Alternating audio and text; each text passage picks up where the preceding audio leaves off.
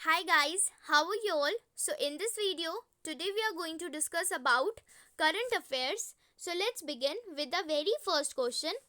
According to Truecaller, what is the rank of India in order of spam calls 2021? Truecaller के हिसाब से India का rank क्या है स्पैम कॉल्स के में, यानी कि इंडिया जो है वो पर ईयर कितने स्पैम कॉल्स इंडिया में आते हैं। ठीक है, तो 2021 का है ये, जिसे ट्रू कॉलर के हिसाब से, ये ट्रू कॉलर ने ये डेटा को रिलीज किया है। ठीक है, जिसमें जो इंडिया का रैंक है in order of spam calls वो है फोर्थ रैंक।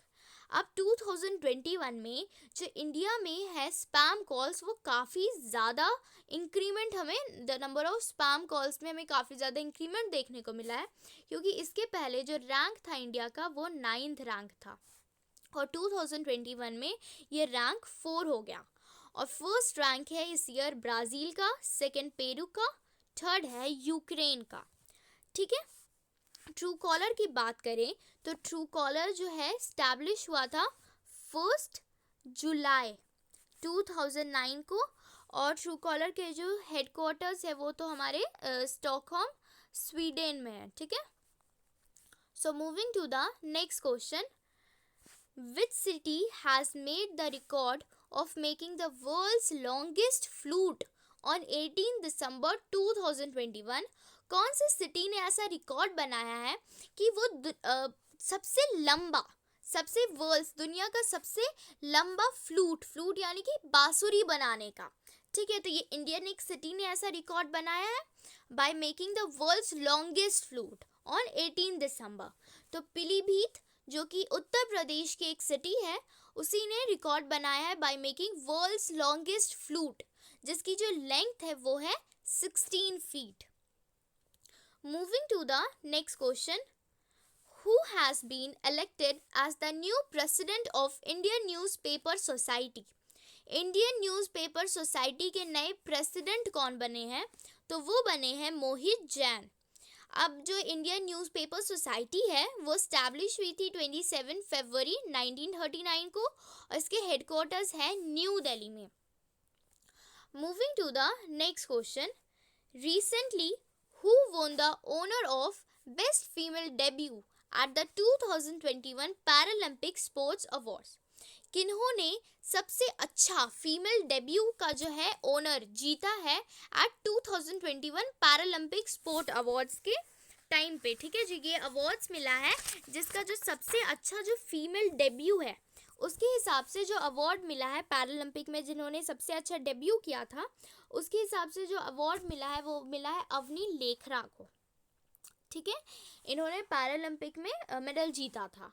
ठीक है, तो अब देखिए हम देखते हैं कुछ ओलंपिक्स और पैरालंपिक्स से रिलेटेड कुछ मेजर जो हमारे यहाँ पे फैक्ट्स थे।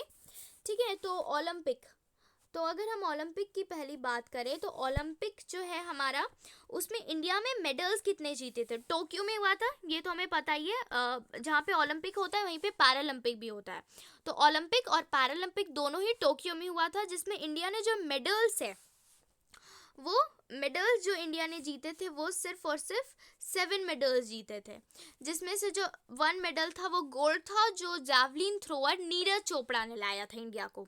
ठीक है, तो 7 मेडल्स के साथ जो इंडिया का रैंक था, इंडिया का रैंक था 48, जिसपे जो टॉप रैंक पे था वो था यूएसए, टॉप रैंक था यूएसए का।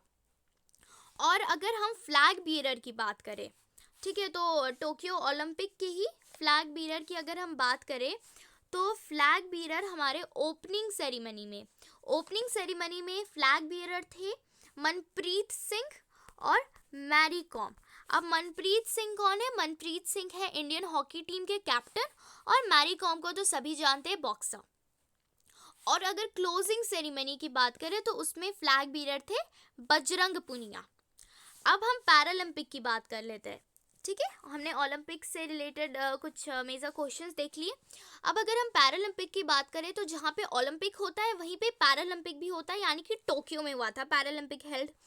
अब इसमें जो इंडिया को मेडल्स थे वो ज़्यादा मिले थे, यानी 19 मेडल्स मिले थे इंडिया को, जिसके साथ इंडिया का रैंक था वो था 24th पोजीशन मिले थे इंडिया को। फर्स्ट था यानी कि टॉप पे था वो था चाइना। और अगर इसमें हम फ्लैग बियरर की बात करें तो ओपनिंग सेरेमनी में फ्लैग बियरर थे तेग चांद। तेग चांद ने रिप्लेस किया था मरियप्पन थंगावेलु को, ठीक है। मरियप्पन थंगावेलु को रिप्लेस करके तेग चांद बने थे ओपनिंग सेरेमनी के फ्लैग बियरर, और क्लोजिंग सेरेमनी के फ्लैग बियरर थी अवनी लेखरा, ठीक है।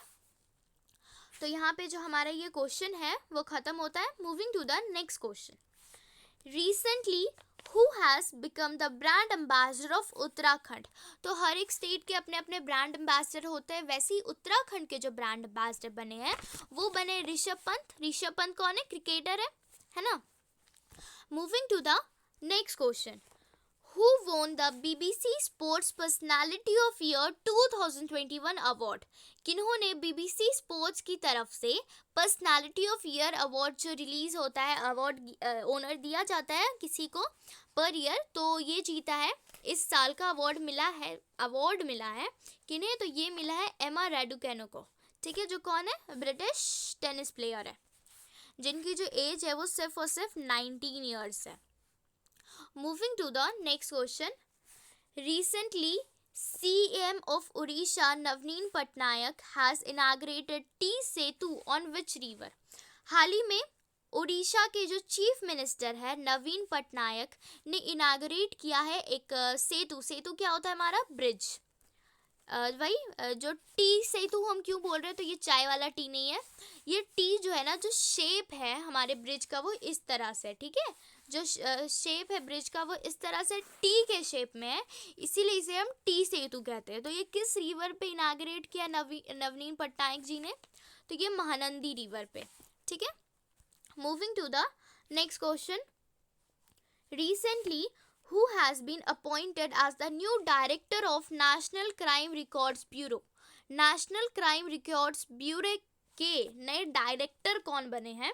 तो वो बने हैं विवेक गोगिया, ठीक है। विवेक गोगिया बन चुके हैं नए डायरेक्टर किसके?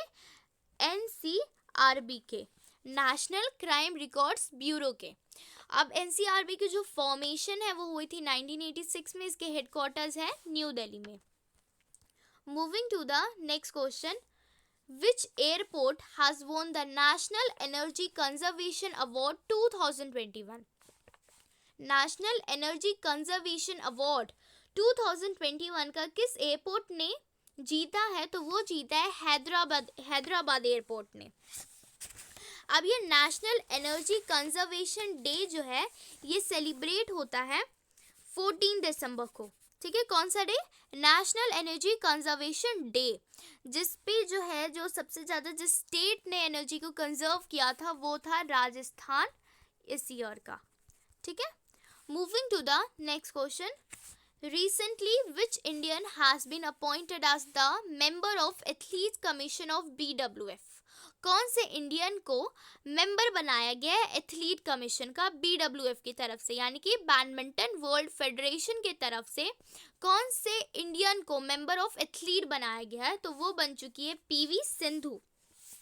टोटल 6 पीपल्स को जो है वो मेंबर ऑफ एथलीट बना गया for the duration of 2021 to 2025। ये 2021 टू 2025 ये मेंबर ऑफ एथलीट बने रहेंगे BWF के। और अगर हम PV सिंधु की बात करें जो इंडिया से अपॉइंट हुई है, तो PV सिंधु ने अभी जो हमारा टोक्यो ओलंपिक हुआ था उसमें इन्होंने ब्रॉन्ज मेडल जीता था, ठीक है। So thank you for watching this video. आप लोगों को कैसे लगा वीडियो आप लोग कमेंट सेक्शन में ज़रूर बताइएगा। लाइक शेयर सब्सक्राइब कमेंट ज़रूर कीजिएगा।